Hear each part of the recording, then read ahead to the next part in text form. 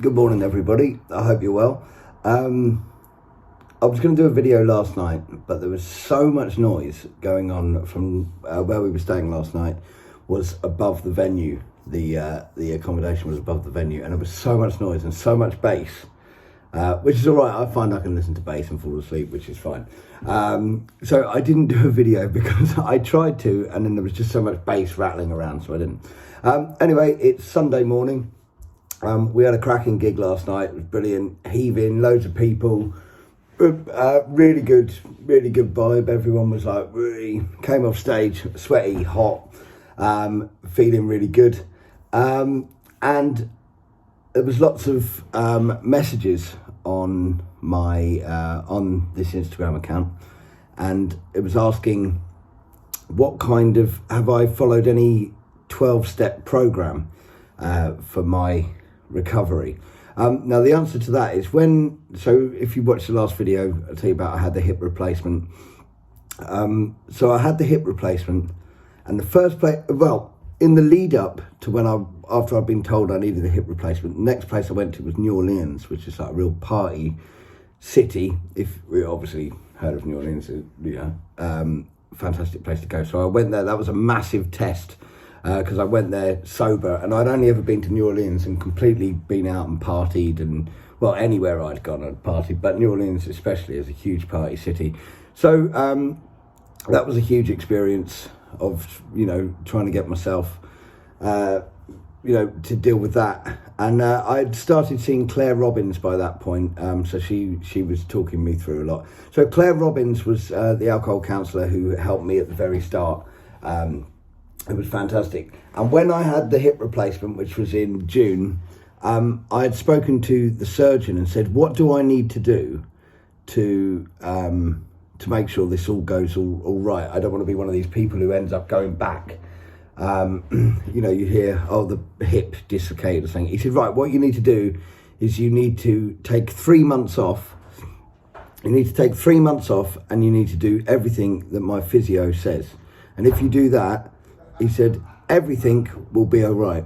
So anyway, leading up to the hip replacement, I was seeing Claire Robbins, alcohol counsellor. So I had I would see her each week. And so I found that there was someone that I was checking in with each week. And I respected her so much that I didn't want to, let her down. And I don't know how that came about, because I tried to remember some of the techniques of things that she said to me, but I can't really remember. She was just absolutely fantastic. She was someone that I could, but it was honesty again, just being totally honest with her. But then when I went in for the hip replacement, when I came out, I had 3 months off from work. And I think that really helped me so much, because I was at home. It was the first time in my whole career I went professional when I was 15 years old. So I left home at 15. I'll tell you a bit more about that. But I left home when I was 15, and so now I was 30, and it was the first time in 15 years that I'd had more than a week off, do you know what I mean, in one go. So I had the operation. 5 days after the operation, in the hospital. Then I came home and had 3 months off. So I wasn't seeing anybody. A few people came around to see me. I wasn't able to go to pubs or clubs. I wasn't in situations where there was drugs. So I found that was a very, very helpful thing. And after 3 months of that, because it just wasn't around, so I wasn't able to get to anywhere. I mean, I couldn't walk for a start. It wasn't like I could walk to the pub, even though I live next door to one. But so I think that helped a hell of a lot at the start of the recovery. But when I came out in the September time of starting to tour and play music again, of course I was practicing in the house, but we going back out on tour, and I went back out on tour, and it was then that I don't really remember, but I sort of thought, oh, well, taking cocaine will be okay because I'm not drinking. And I always used to convince myself saying, oh, well, no, it's all right because cocaine is completely different if you're not drinking. It doesn't turn you into a total dick. It it really makes you feel, anyway, just saying whatever, I can find an excuse for absolutely everything. I can justify everything, you can do it, if you've got things with addictions, you can justify stuff. You can go, well, yeah, of course I can do that. Yeah, of course it'll be all right to stay up for this. Of course I can spend all my rent money. And, I remember once I was checking into a new house that I was moving into, and we had done a concert somewhere, and I came out in the morning and there was loads of people in the pub who had been at the gig. I was like, right, and they were like, oh, look, there's the band. And I was like, right, who wants a drink? And I bought, it was at Butlins in Bognor Regis, and I bought the whole pub a shot of Sambuca, but there was about 200 people there. And so you can imagine that cost quite a bit. And that was all of my deposit for my new rent, for my new flat. But anyway, so when I came out, I started taking cocaine, and I used to think, oh, that's okay, that's all right. So I hadn't really, even though I was sober from alcohol, I was still taking cocaine. And it wasn't until when I stopped taking cocaine, which is 5 years ago now, I had a huge breakdown. There's a massive story that goes with it. Maybe I should tell you the story. I'll tell you the story another time. But I had this huge breakdown, massive breakdown. There'd been a whole thing with money as well. I had a gambling thing where I'd won loads of money, and then I spent it all. I lost it all, and then I spent a lot of money trying to win it back. That's the story, basically. And so I'd put myself in debt. And it all got into this horrible mess, and I was still trying to do gigs, I was still touring, still with people, and going, yeah, and when you're someone who doesn't want to see like you've let anyone down or fail, it's incredibly hard trying to keep that life going as if you've still got that amount of money, as if you've still done that, and you're still running everything, you're still managing a band, you're still doing two types of career, two kinds of music, kind of two scenes that you're in. Honestly, it's I was telling the story to someone the other day, and I told it twice in 1 week. It's quite a long story, and I was feeling all the feelings from there of like that stress of like, oh. And there is a thing people say, people don't have to tell you the story of why they're not drinking. People don't have to do that. I'm choosing to tell you. So, but if you're ever speaking to someone and they go, oh, I'm not drinking, the worst thing someone can do is like, oh, why are you not drinking? Because you don't know what the trauma is behind it. Could be something horrific, or it could be something, someone just might not want to drink that day, or they might, whatever situation is. I just think people need to not judge people for not drinking. I think that's so important. If you're watching this and you're someone who goes out and drinks and thinks, oh, that's weird, why are you not drinking? And there's a thing that I always find is when people go, yeah, I'm like you, I had a week off last week.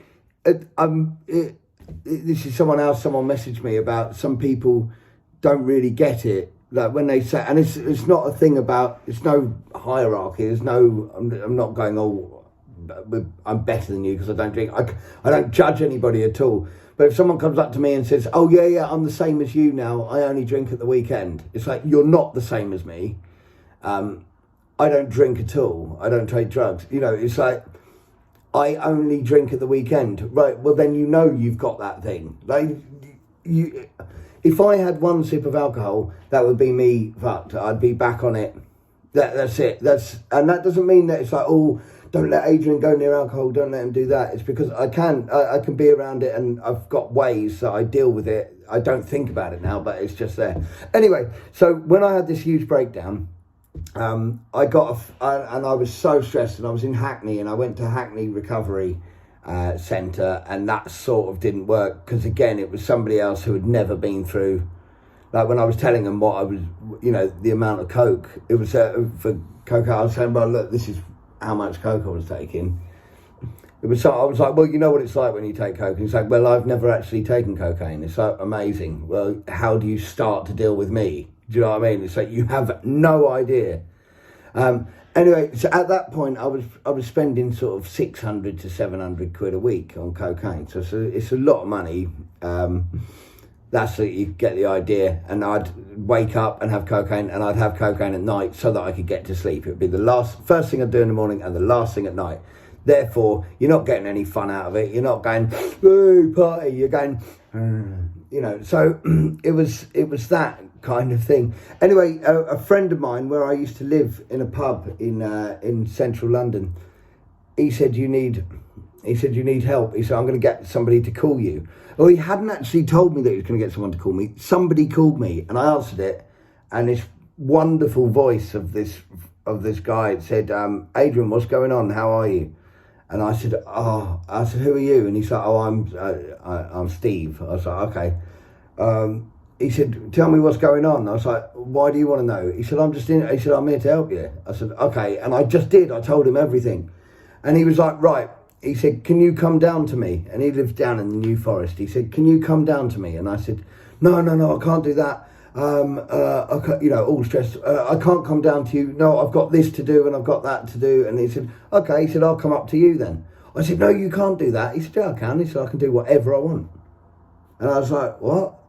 Anyway, I changed things around, and the next day I went down to see him, and the most wonderful person you ever meet in your life. He's been sober, I think it's 30 years now, and what became very apparent to me was that I hadn't actually ever started to deal with addictions in the slightest. Even though I hadn't had a drink for a year, I was hugely addicted to cocaine.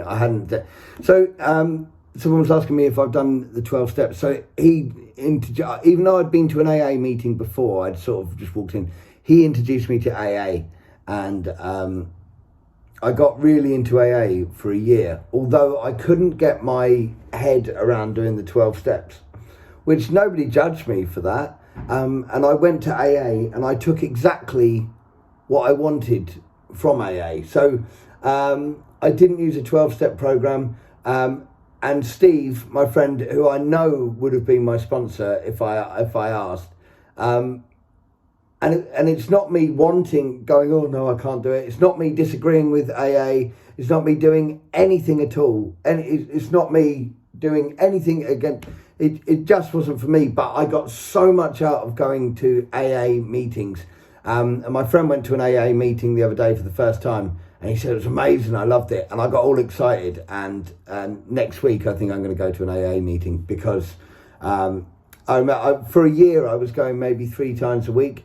So yes, I did use AA, but not in the way. My friend said to me, he said, go there, don't look for the differences. I think people go there going, well, I'm not like that. I'm not like this. I can't do that. I remember going to a meeting once, and I was sat there and people were talking, and I was thinking, no.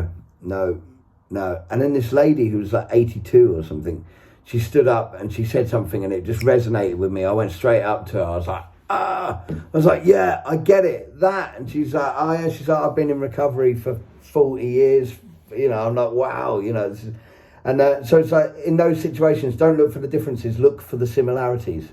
And that's what I did, and that's what I took from AA. And as I'm talking about it now, I'm thinking about all the AA meetings I went to, and it's amazing. And my friend's experience the other day was like, wow, it's just like people who get it.